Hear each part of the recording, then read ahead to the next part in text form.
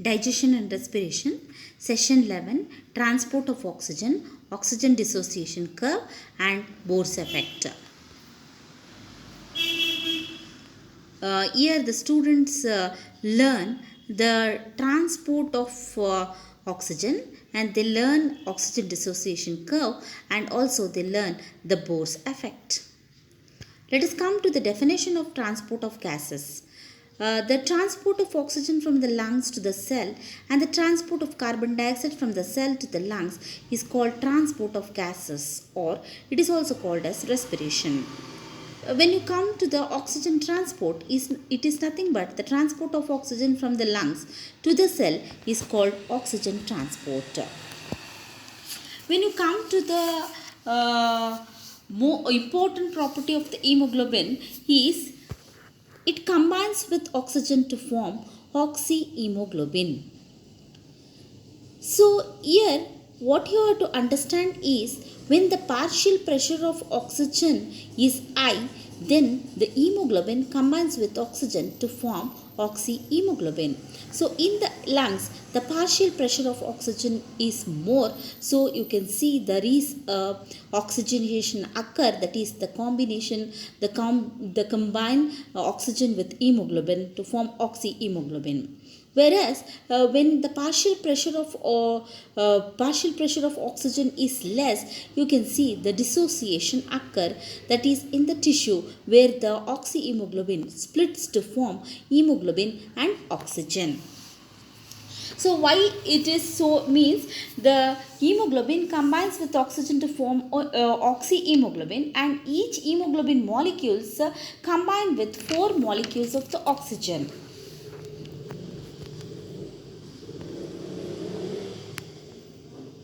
This is already discussed in the previous session. What is the difference between aerobic and anaerobic respiration? This slide shows the oxygen transport, that is loading of oxygen in the lungs.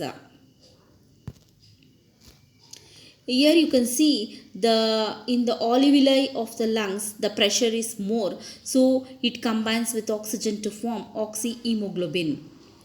So 97% saturation you can see, and that is Hb is fully loaded with the oxygen, and the blood is fully loaded with oxygen, and when it is fully loaded with the oxygen, it carries about 19 ml of oxygen per 100 ml of blood.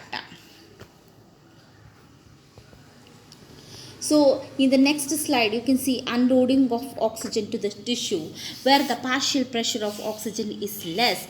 So from the lungs it enters the heart and it enters into the various organs, and during that particular time the pressure decreases, and you can see the dissociation of oxygen with the hemoglobin HbO2 HbO2.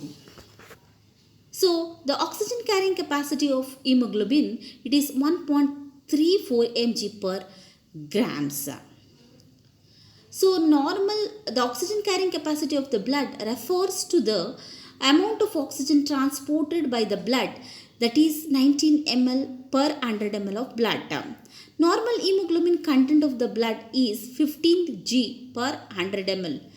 So the blood should carry about 20.1 ml of oxygen, but it carries only 19 ml because the hemoglobin is not fully saturated.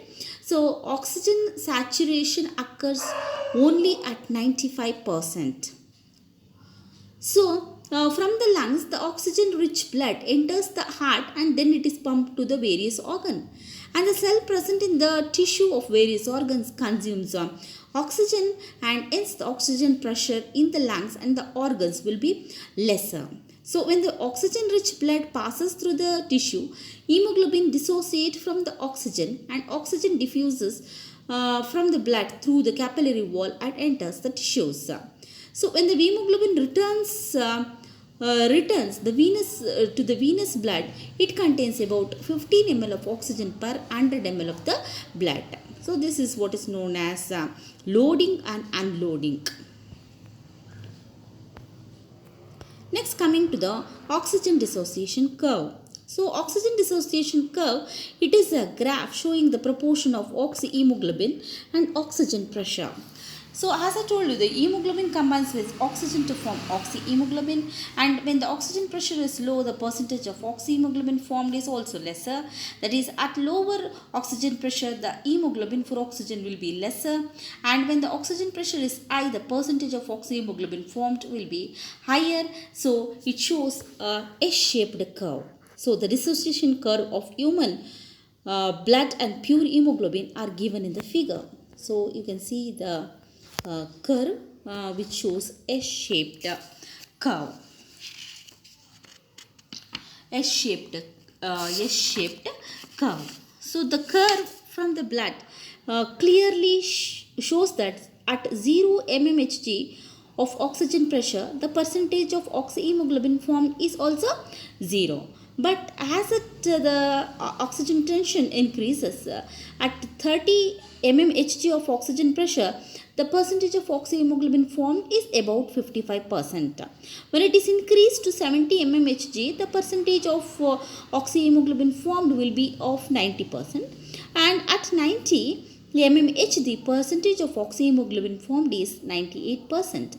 So this curve clearly shows that when the oxygen pressure increases, the percentage of oxyhemoglobin formed is also increased. Okay. However, 100 mmHg, there is only of slight increase in the percentage of oxyhemoglobin. So this is an S-shaped curve telling about the oxygen dissociation curve. Next, coming to the Bohr's effect. So what is the thing you have to understand is when the oxygen pressure is more, the hemoglobin combines with oxygen to form oxyhemoglobin. When the oxygen pressure is less, you can see dissociation of hemoglobin and oxygen. Similarly, it is vice versa in case of the concentration of the carbon dioxide.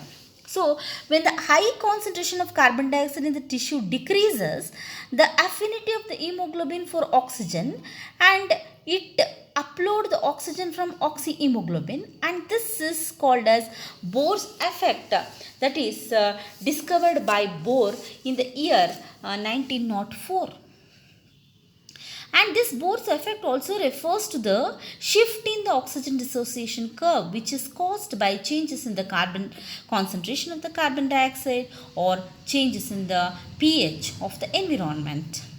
And you can also see the carbon dioxide combines with water to form carbonic acid, and increase in the carbon dioxide reverses in decrease in the blood pH, and resulting in the hemoglobin protein releasing a load of oxygen, conversely a decrease in the carbon dioxide pressure, which provokes the increase in the pH, resulting in HB picking more oxygen.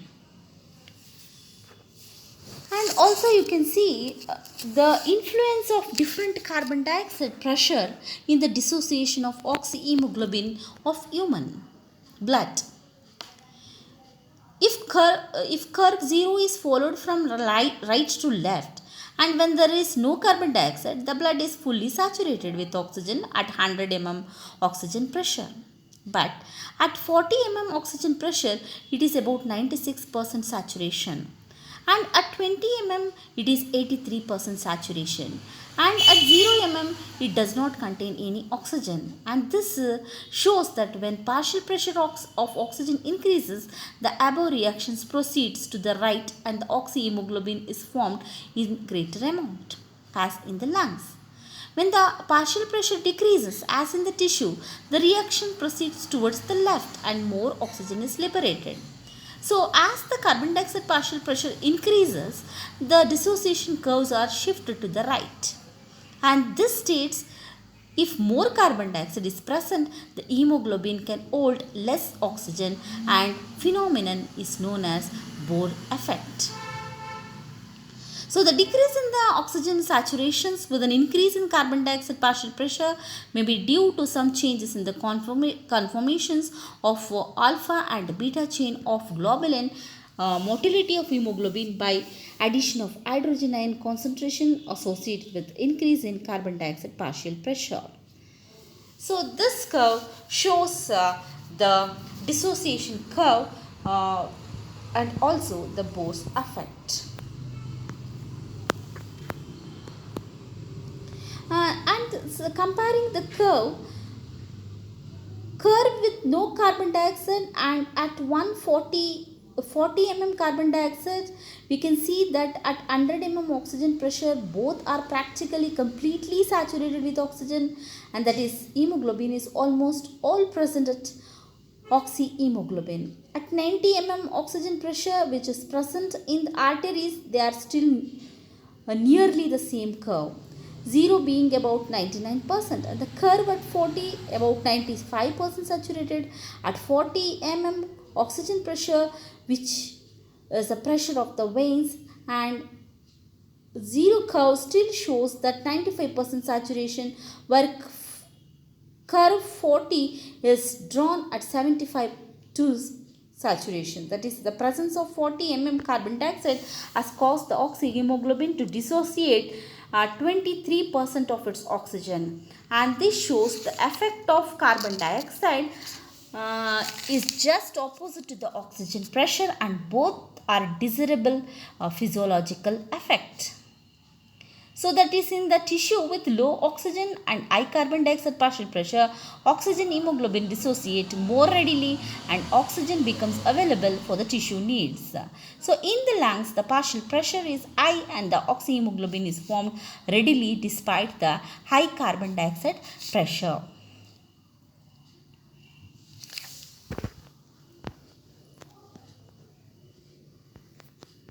Multiple choice question. Who explained the carbon dioxide concentration on dissociation of hemoglobin? Yap, Carter, William Hoare, Kirsten Bohr. It is Kirsten Bohr. When the oxygen hemoglobin dissociation curve shifts towards the right, it is due to the decrease in temperature, it is due to the decrease in pH, or due to the decrease in acidity, or due to the decrease in carbon dioxide concentration. The answer is the decrease in pH. The percentage of carbon dioxide is carried or transported by hemoglobin is 10%, 23%, 76%, 85%. As I explained, it is 23%. Next, which one of the following is opposite to the Bohr's effect is Hamburger's phenomenon, Herring's Breuer reflex, Haldane effect? None of this. It is Haldane effect, which is opposite to that of the Bohr's effect. Oxygen dissociation curve is an S-shaped curve, V-shaped curve, L-shaped curve. None of this. As I have shown in the diagram, that is, it is an S-shaped curve. And also the references. You can refer these books for further information. Thank you.